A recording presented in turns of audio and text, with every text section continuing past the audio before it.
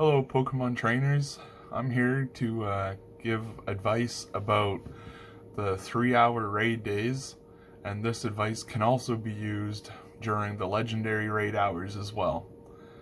So, I guess the first thing I'm going to talk about is preparations for these raid days and periods, as well as the different styles of raids.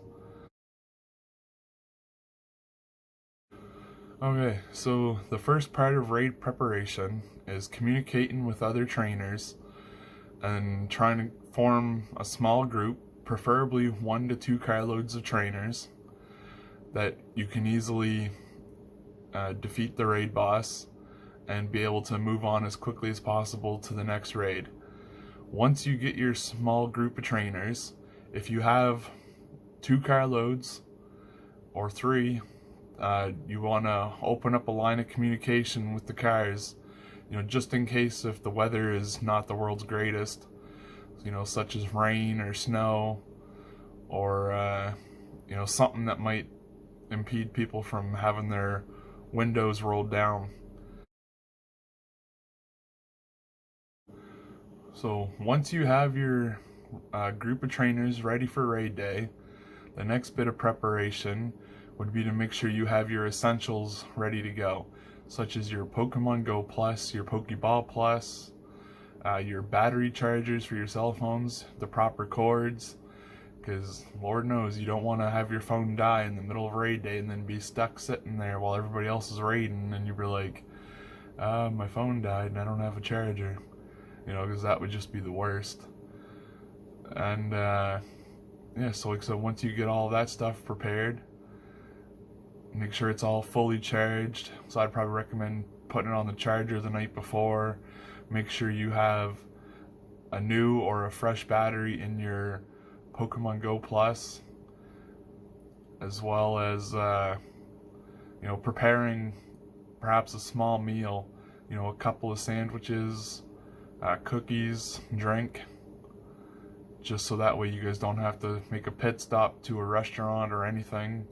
Even though I know it's a small raid period, this is during supper time, so people will be getting hungry. So it's always good to prepare food-wise, or even eat before the raid starts.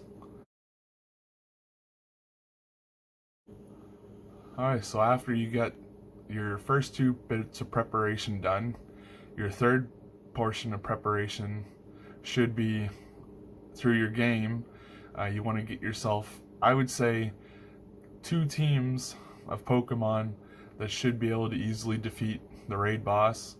That way you don't have to go through your first raid team and then have to go and use max revives. You can just go and pull up your second raid team to easily defeat the raid boss. Because with a group of trainers, it shouldn't be hard to defeat the raid boss with more than 2 teams. Alright, so for the final bit of preparation, I would suggest perhaps meeting up about 30 minutes to an hour before the raid window starts, because then that way you guys can properly plan a route to do all your raids, to try and maximize how many raids you're going to do. If you guys aim to do 30, you're going to want to know the quickest raid route to get that many gems. If you want to do more, then you need to know where the best route would be to go, and try to maximize how many raids you want to do. Make sure that you guys have plenty of bag space, as well as plenty of item storage, because then that way you're not going to run out. Hopefully you won't run out of Pokeballs if you're using a Pokeball Plus or Pokemon Go Plus, so you can continuously catch Pokemon, have star pieces on, lucky eggs. Okay, so hopefully everybody enjoyed my raid preparation. I do feel that it's a good preparation guide, as well as trying to get people to better organize themselves, so this way you're not seeing a huge horde of people all trying to do the raids, and then some people even get lost in all the communication and everything. You know, as I've seen it in the past, you know, some people got left out because people weren't organized. You know, I personally don't want to see that happen to anybody. I'd rather see everybody go out and enjoy their raid day, hopefully catch, you know, as many shinies as they can. That'd be amazing. You know, I'm hoping to get a few myself. That way I can trade it to other trainers who don't have it, or you know, try and trade and get a lucky hundo or something. Anyways, moving on, I'm going to talk about the different styles of raiding. So we got Wafu style, modified Wafu style, and just plain casual.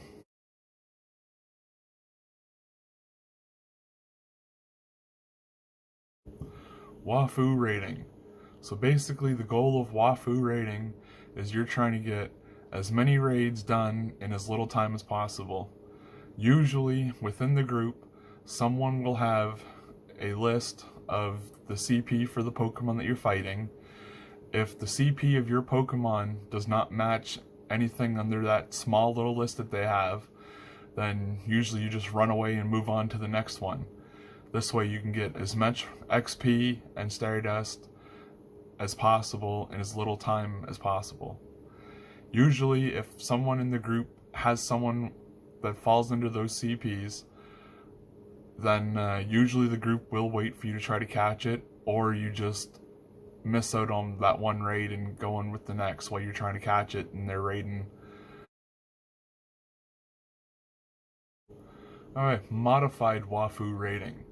Well, basically the goal of modified Wafu raiding is you're still trying to get as many raids as possible, but you're also trying to catch as many of these raid Pokemon as well. You know, so I guess that's pretty simple. You know, no matter what the CP is, you're just trying to catch them and get on to the next one as quickly as you possibly can to try and maximize how many raids you can get done.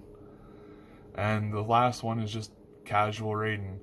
You know, some people, they'll just use their free raid passes and be done with it. Other people, you know, they might go, you know, 10 raids and pray and hope that they get the shiny. And other people, they'll raid until they get a shiny, and then that'd be it. Anyways, thanks everybody for watching my video. Hopefully this raid guide will help people.